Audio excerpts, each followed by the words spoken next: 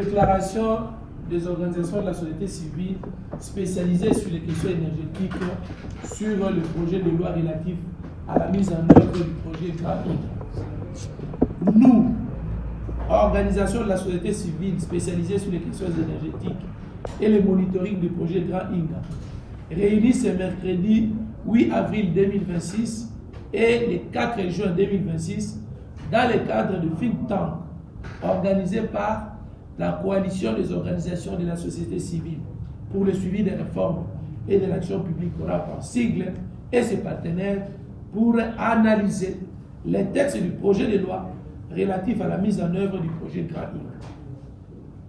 Après lecture minutieuse et analyse, épinglons les éléments suivants. 1.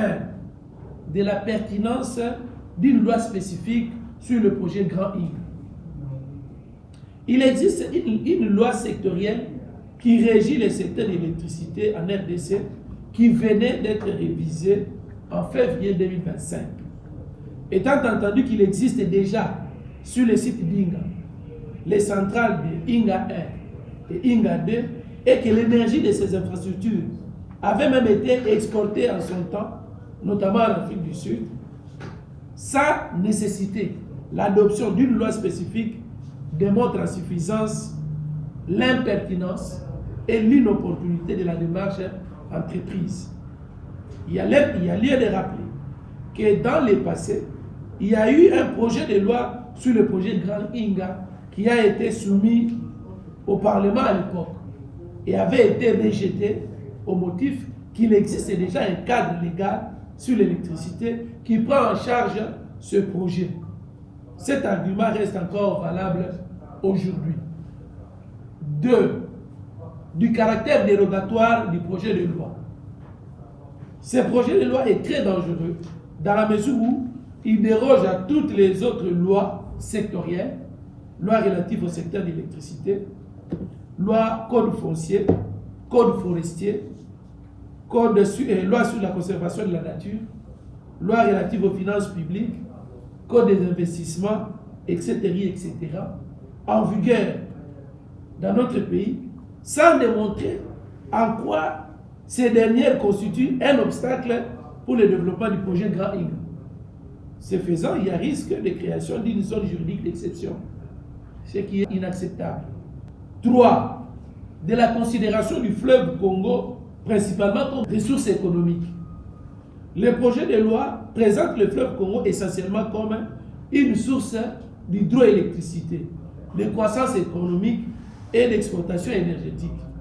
En revanche, il accorde une place limitée aux fonctions écologiques du fleuve, à la pêche, aux valeurs culturelles, aux moyens de subsistance dépendants du fleuve et aux services écosystémiques. 4. Des communautés impactées négativement par le projet Inga et le projet Inga 1 et Inga 2 qui continuent à demander justice. De nombreuses communautés affectées par le projet Inga 1 et Inga 2 continuent de soulever des griefs. Bien que le projet reconnaisse les impacts cumulatifs, il ne prévoit pas l'évaluation des préjudices historiques, l'indemnisation des dommages passés et le traitement des griefs existants. 5. Des préoccupations fiscales et économiques. Le projet accorde des exonérations fiscales très larges, des exonérations douanières étendues, des exonérations applicables aux taxes futures, ce qui constitue des risques de réduction importante des recettes publiques, de déséquilibre fiscal et de faible partage des bénéfices. De même, la clause de stabilité de 10 ans risque de limiter les futures réformes fiscales, de limiter les réformes environnementales et de restreindre la capacité réglementaire de l'État. 7. Risque de corruption et de passation du marché. En reconnaissant les offres spontanées et en accordant une large marge discrétionnaire à la DEPI, les projets provoquent les risques de favoritisme, de réduction de la concurrence et de manque de transparence. Pire, les textes ne prévoient pas de règles sur le conflit d'intérêts, la divulgation des bénéficiaires effectifs et des mécanismes indépendants de contrôle. 8. des risques de création d'un précédent fâcheux.